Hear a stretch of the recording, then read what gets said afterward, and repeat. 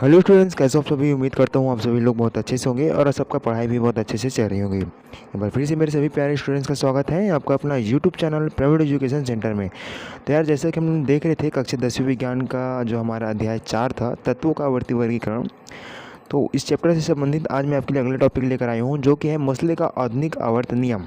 ठीक है, यानी कि मोसले मॉडर्न पीरियोडिक लॉ। ठीक है, आज हम देखेंगे मोसले का आधुनिक आवर्त नियम क्या है। ठीक है, मोस्ट इंपॉर्टेंट है, अच्छे से ध्यान से सुनिएगा इसको। ठीक है, तो मोसले का आधुनिक आवर्त नियम को आज समझने से पहले मैं आपको एक नज़र जितने अभी तक से पुराने वैज्ञानिक यहाँ पास आ चुके हैं उसके बारे में एक बार मैं आपको रिवाइज कराना चाहूँगा हल्का सा। ठीक है, देखो मोसले से पहले 3-4 वैज्ञानिक आए, जैसे कि सबसे पहले कौन आया था, डोबेरेनर आया था। ठीक है, फिर आए थे न्यूलैंड आए थे, फिर लूथर मेयर आए थे, फिर मेंडलीफ आए थे। ठीक है, डोबेरेनर ने अपना 1817 में अपना अतिरिक्त नियम दिए था। ठीक है, फिर एक वैज्ञानिक आए थे न्यूलैंड, उन्होंने अपना अष्टक सिद्धांत 1866 में दिया था। और लूथर मेयर और मेंडलीफ उन दोनों ने अपना जो है नियम को 1869 यानी कि 1869 में दिया था। ठीक है, और वो चारों वैज्ञानिक हैं, उन सब में एक चीज़ कॉमन था कि उन सबको जो वर्गीकरण का आधार क्या था, मुख्य परमाणु भार था। ठीक है, उन चारों ने परमाणु भार के आधार पर उन्होंने जो है एलिमेंट्स को व्यवस्थित करने का सबने प्रयास किया था, जो कि सफल नहीं रहा, असफल हो गया ना। ठीक, वेरी गुड। तो अब यहाँ पर यार एंट्री हो चुका है हमारे एक नए वैज्ञानिक, जो कि मोसले, यहाँ पर आप देख पा रहे होंगे। ठीक है, जिसका पूरा नाम था हेनरी मोसले। ठीक है, जो कि एक ब्रिटिश वैज्ञानिक थे और इसका जन्म 1887 में हुआ और इसका निधन 1915 में हो गया था। ठीक है, यहाँ पर आपकी जानकारी के लिए बता दूं, ठीक है, कि इन्होंने अपना जो नियम है अपना आधुनिक आवर्त नियम है, उसको उन्होंने 1900 यानी कि 1913 यानी कि 1913 में इन्होंने अपना नियम को दिया था। ठीक है, आधुनिक आवर्त नियम को। ठीक है, और जब ये अपना इस नियम को दिए, ठीक है, तो उस टाइम टोटल प्राप्त तत्व थे 92, 92 तत्व उस समय क्या थे, प्राप्त थे जब ये अपना नियम को दिए। ठीक है, तो ये रहा कुछ बेसिक चीज़ें इसके लिए। ठीक है, तो जैसे कि हम देख रहे थे कि जो पुराने वैज्ञानिक थे उन सब का वर्गीकरण का आधार क्या था, परमाणु भार था।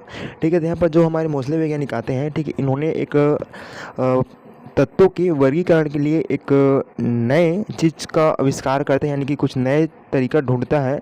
ठीक, जिसमें उन्होंने बताता है कि जो है तत्वों को वर्गीकरण का मुख्य आधार वह परमाणु क्रमांक को मानता है, यानी कि ये जो है वर्गीकरण का एक नया आधार खोजता है, जो कि रहता है परमाणु क्रमांक यानी परमाणु संख्या।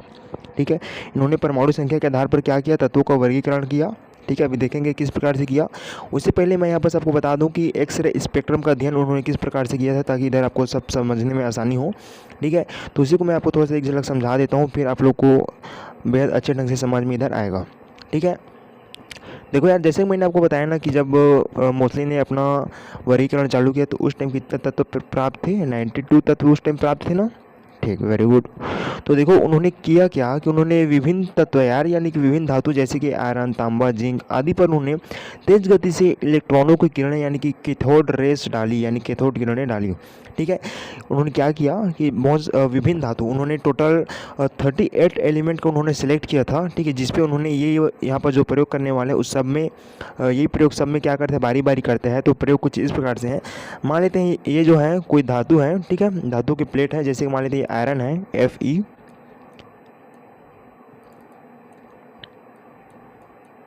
Fe, है आयरन, यानी कि लोहा की क्या है, समझो ये धातु है। ठीक है, तो वो करता क्या है मोसले जी, वो इस पर कैथोड किरण का क्या करते हैं, बौछार करते हैं। ठीक है, जब धातु की सतह पर कैथोड किरण टकराती है, फिर इससे एक्स रे किरणें निकलने लगती है, उत्पन्न हो जाती है। ठीक है, तो इसमें से एक्स किरणें परावर्तित होने लगती है।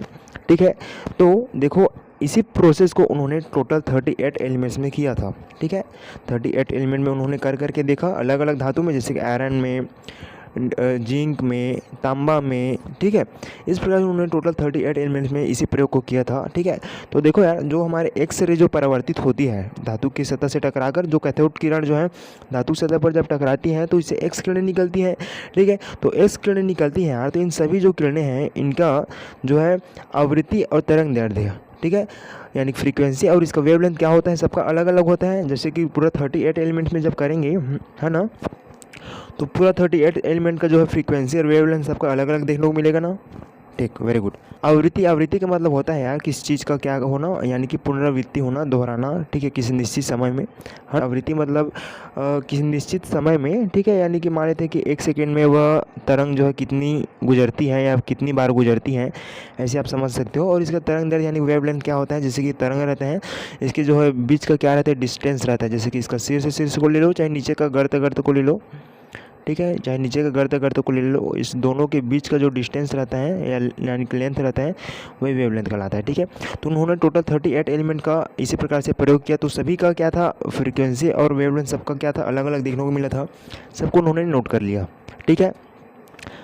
अब उसको फिर होता क्या है कि उन्होंने उत्पन्न एक्स किरण का क्या क्या विश्लेषण किया, यानी कि जो एक्स रे जो निकला ना, उन सब का क्या क्या विश्लेषण किया, एनालिसिस किया, यानी कि सबकी आवृत्तियाँ तरंग दैर्ध्य को उन्होंने क्या क्या नोट किया, ठीक है।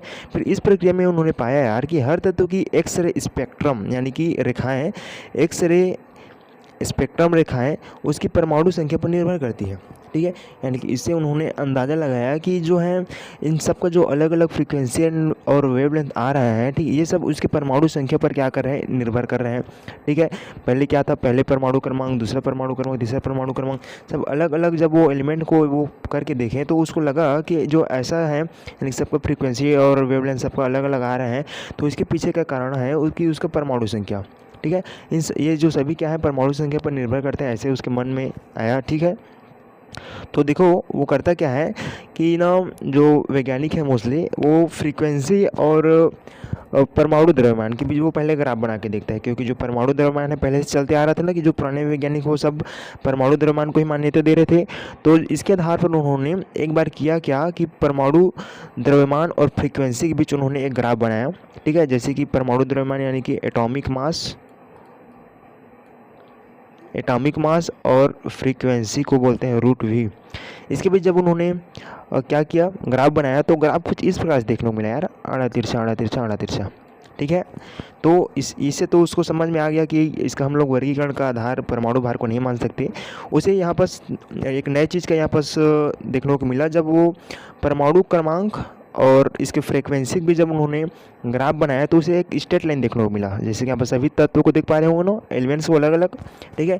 तो ये सभी अपने परमाणु क्रमांक और फ्रीक्वेंसी के अकॉर्डिंग एक सीधे लाइन में क्या हो जाती हैं, व्यवस्थित हो जाती हैं, ठीक है। तो इससे उसको पता चला कि जो है हमारे इससे उसको पता चला कि हमारे जितने भी एलिमेंट्स हैं उसका वर्गीकरण का मुख्य आधार परमाणु क्रमांक होना चाहिए, ना कि परमाणु भार, ठीक है।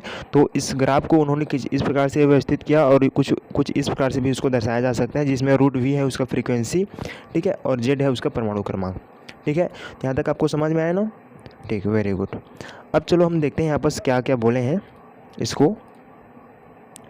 तो यहाँ पर आपको समझ में आया ना कि जो है, अब चलो शुरू से इसको हम लोग पढ़ लेते हैं, ठीक है। यहाँ पर जो हेनरी मोसले एक ब्रिटिश वैज्ञानिक थे जिसका जन्म 1887 और निधन 1915 में हुआ। उन्होंने तत्वों के परमाणुओं का एक्स किरण स्पेक्ट्रम का अध्ययन किया, यानी जितने भी एलिमेंट्स हैं उसके परमाणुओं का एक्स किरण स्पेक्ट्रम का उन्होंने क्या किया, अध्ययन किया, ठीक है। इस अध्ययन में उन्होंने पाया यार कि एक्स किरण की तरंग लंबाई और तत्वों के क्रमांक यानी कि एटॉमिक नंबर में संबंध, ठीक है। उन्होंने क्या पाया कि एक्स किरण की तरंग लंबाई यानी कि वेवलेंथ और तत्वों के परमाणु क्रमांक यानी कि एटॉमिक नंबर में उसको संबंध देखने को मिला, ठीक है। फिर करता क्या है, मेंडलीफ ने तत्वों को वर्गीकरण का परमाणु भार के आधार पर किया। मेंडलीफ ने तत्वों का वर्गीकरण परमाणु भार के आधार पर किया था, ठीक है, किया था ना। जो हमारे इससे पहले जो वैज्ञानिक थे उन्होंने अपना वर्गीकरण परमाणु भार के अकॉर्डिंग पर किया था, है ना। लेकिन जब मोसले आता है तो वो परमाणु के एक नए गुण यानी परमाणु संख्या का क्या किया, उन्होंने पहचान किया, ठीक है। हमारे जो मोसले वैज्ञानिक आया उन्होंने परमाणु के एक नए गुण जैसे कि उसके परमाणु संख्या को उन्होंने पहचान किया, ठीक है। और जो परमाणु संख्या का अर्थ होता है यार कि इस तत्व के नाभिक में उपस्थित प्रोटॉनों की संख्या, ठीक है। देखो प्रोटॉनों की संख्या होता क्या है, जैसे कि कोई भी एलिमेंट्स रहता है यार, ठीक है, जब हम उसको परमाणु मॉडल बनाते हैं तो उसकी क्या रहता है, एक नाभिक रहता है, फिर उसको अलग अलग कोष रहते हैं यानी कि कक्ष रहते हैं जिसमें इलेक्ट्रॉन घूमती रहती हैं, ठीक है। तो ये जो नाभिक होता है यार, नाभिक होता है उसमें उपस्थित क्या क्या रहते हैं, एक न्यूट्रॉन रहते हैं और इसमें एक क्या रहते हैं, प्रोटॉन रहते हैं, ठीक है।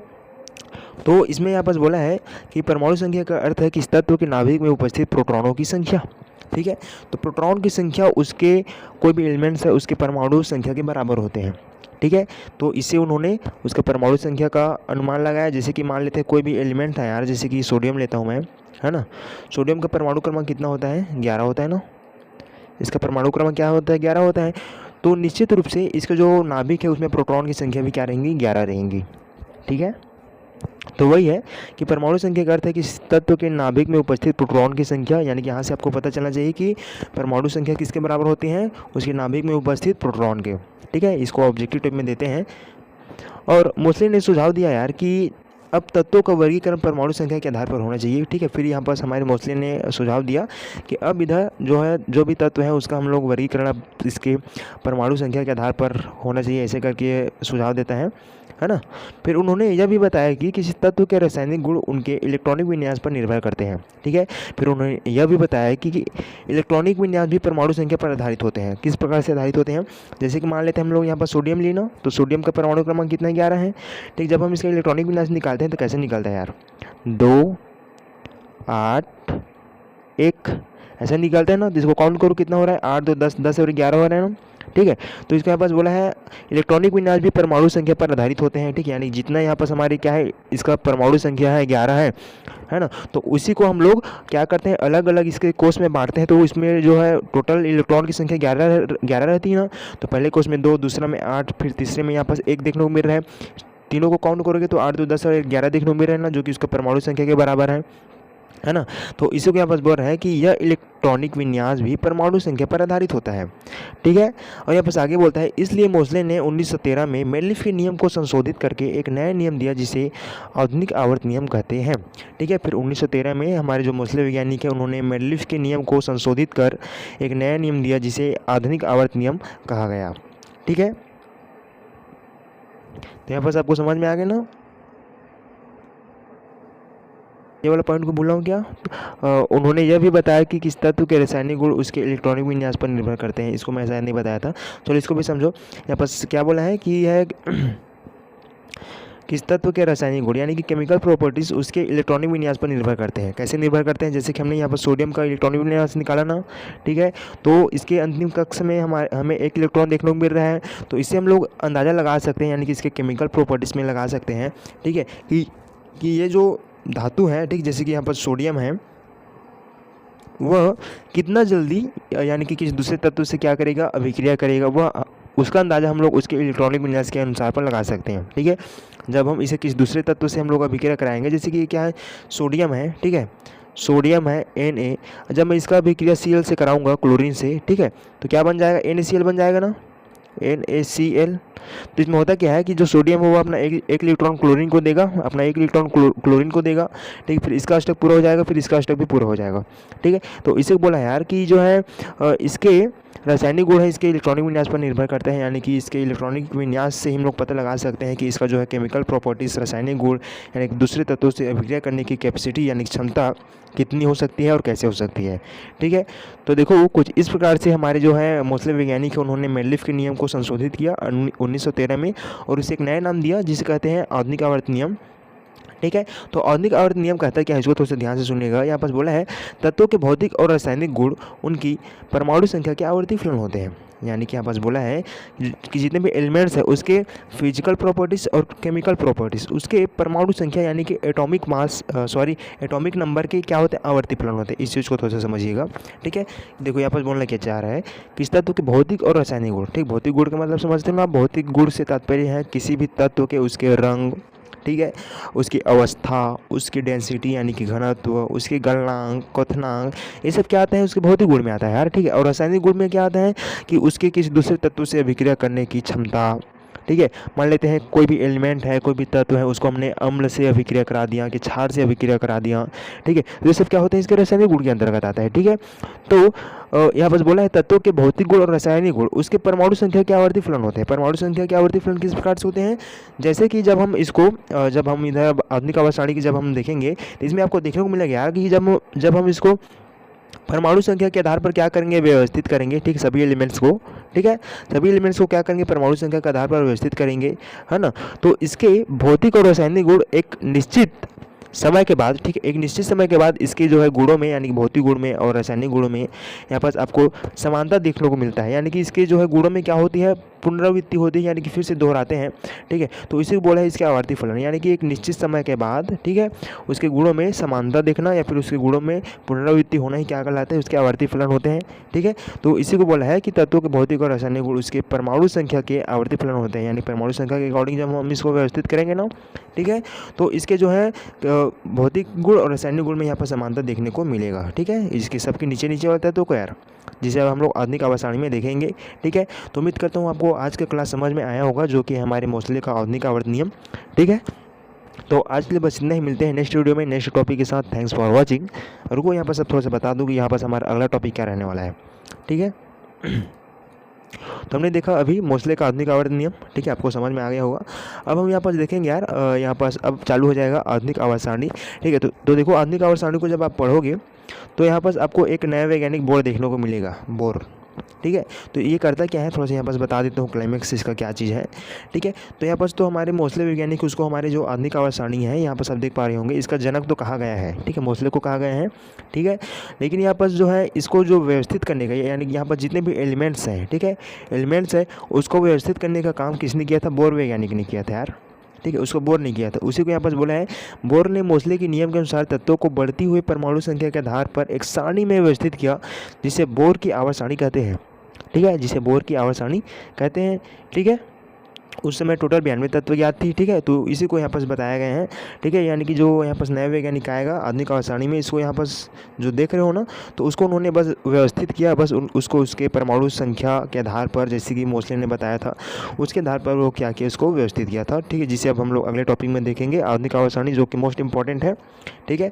इसके बाद हम लोग आधुनिक आवर्त सारणी के बाद यहाँ पर इसकी विशेषता को देखेंगे उसी क्लास में, ठीक है। फिर यहाँ पर कुछ क्वेश्चन है उसको भी मैं करा दूंगा, फिर तत्वों की यहाँ पर आवर्ती गुण को देखेंगे, ठीक है, जो कि मोस्ट इंपॉर्टेंट है, ये हर बार आपके एग्जाम में पूछा जाता है, ठीक है। तो आज के लिए बस इतना यार, मिलते हैं नेक्स्ट वीडियो में। वीडियो पे बने रहने के लिए बहुत बहुत धन्यवाद। Thanks for watching.